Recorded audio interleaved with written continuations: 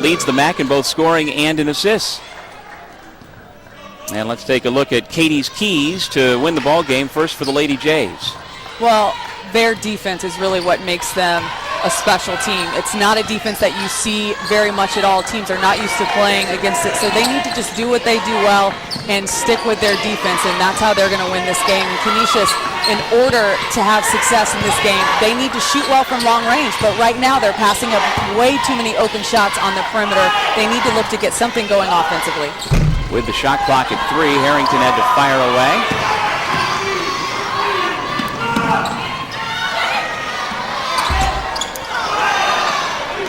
One and done again for the Griffins.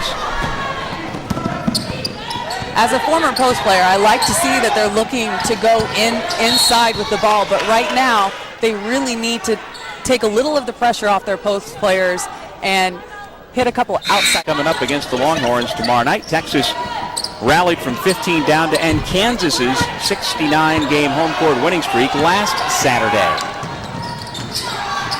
Along with Katie Christensen, this is Doug Sherman at the Kessler Athletic Center in Buffalo, the home court of the Canisius College Golden Griffins. Trying to figure out this defense for Manhattan. It's been a struggle so far.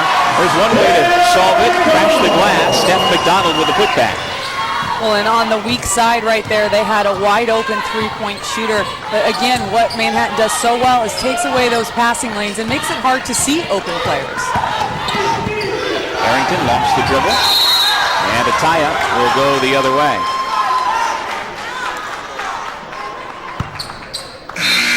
Good look at Alyssa Harrington, 5'8" junior out of Mount Anthony Union. That's actually a high school in Vermont, even though she grew up in New York and from a very athletic family. Her older brother, Matt, was an All-American wrestler at the University of Pennsylvania. And Alyssa's sister, Emily, was a rower at Duke. So Division I athletes all across the roster for that family. Spanning all kinds of different sports. Yep, wrestling, rowing, and basketball. But Alyssa's on the bench right now.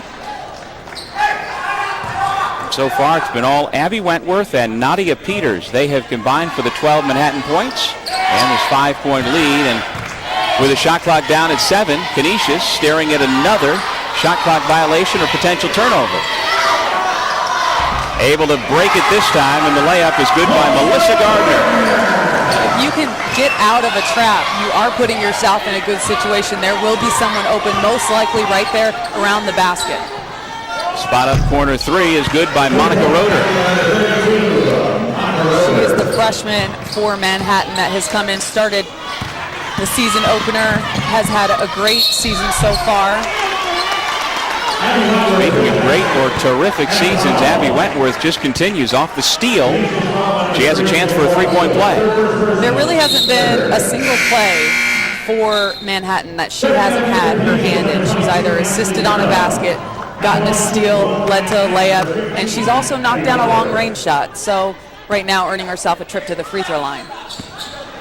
She's also 4th in the MAC in free throw accuracy at 78%. Certainly one of the front runners for MAC Player of the Year, and here she adds to her totals off of yet another Canisius turnover. Well, and she does such a great job of getting to the free throw line. She comes into the game 124 attempts. That's far above anyone else on her team. Well, she plays 36 minutes a game, most in the MAC. She's a good bet for making All-MAC Defensive Player of the Year. And she is just doing a little bit of everything here in the early going this afternoon against Canisius. Another tie-up in the corner.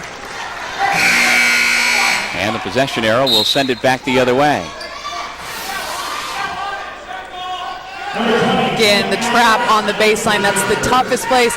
That's where you're going to have wide open shots, but if you hold it and you don't do something with it right away, a trap is coming. And they worked on it in practice yesterday, but they've struggled the last few possessions in that corner spot. Manhattan up by 10. Its largest lead of the day. Peters draws the double team. Trying for 2 in a row is Roeder, but a better job stepping out by Melissa Gardner.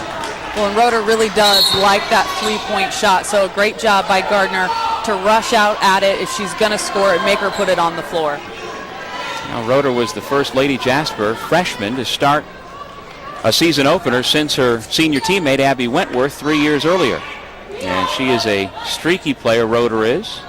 She was MAC Rookie of the Week back in the second week of December, averaging 7.5 points per game, but much like the Canisius freshman, going through the same usual lumps and growing pains as you try to figure things out at the college level. Well, and she's also had some ankle problems. She missed a game because of it. It's just the bumps and bruises that you get at this level. You've got to learn to play through them, and it's difficult. Three-point shot is good by Jen Morabito. We talked about her at the beginning of the game, the importance for her today to be able to knock that shot down consistently. That will open up the inside. There you see Canisius, 505th consecutive game with a made three-point shot, furthering their own Division I record, which is really something. They are just ahead of Iowa State. They've been neck and neck all season with the Cyclones. Back and forth, back and forth. I mean, to put it in perspective, third place is Sam Houston State, and fourth place is Connecticut. So they're in there with some good teams. I don't know if you can be in the same ranks as Connecticut in some categories. I think that's a good thing. No question. So it's been 17 years since a Canisius women's basketball team won a whole game without hitting a three-point shot. Try to make another, can't do it. Morabito gets it back after she missed her second attempt. Jen Lennox has also come into the game, yet another one of Terry Zay's freshmen. Entry pass again, knocked away, and the Jaspers come away with it. That's 9 turnovers in the first 12 minutes. Tough pass, leading Roeder too far. 6th-ranked Jayhawks and Kansas State. See if Frank Martin's club can get things turned back around. Meanwhile, we talked before the break about the longest active three-point streak in women's college history, and there you see some of the names that Canisius is better than right now. Well, and the crazy thing, if you put it in perspective, 17 years that streak has been going. Some of the players on this roster were in diapers Absolutely. at that time, and the others not far out of it. Well, these 4 freshmen certainly would have been in diapers the last time a Canisius team failed to hit a three. Morabito, who hit that three a few minutes ago, sees that attempt rattle out.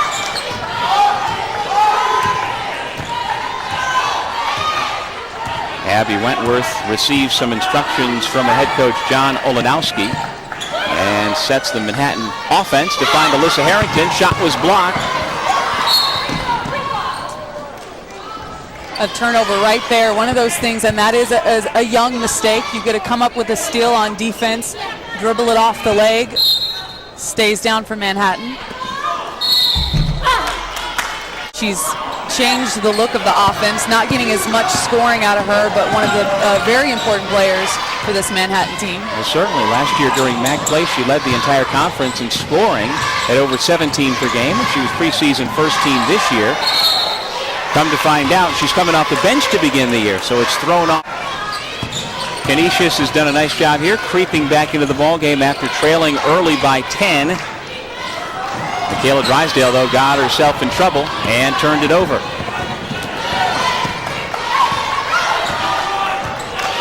It's the 14th turnover for Canisius, and at this point, everyone on the roster that has stepped in. Leading scorer and assister. Well, and she's already in double figures, and we haven't even reached halftime yet, but she's done a great job today. I would say defensively, if you're Canisius and you go in at halftime here in about a minute and a half, the change you need to make is to give her different looks, send traps. They're switching on her, but don't let her have the same look over and over again.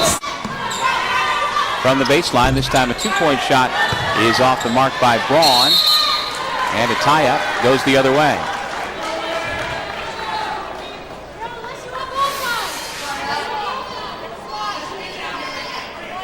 Stephanie McDonald getting up on the glass, but Wentworth showing just another element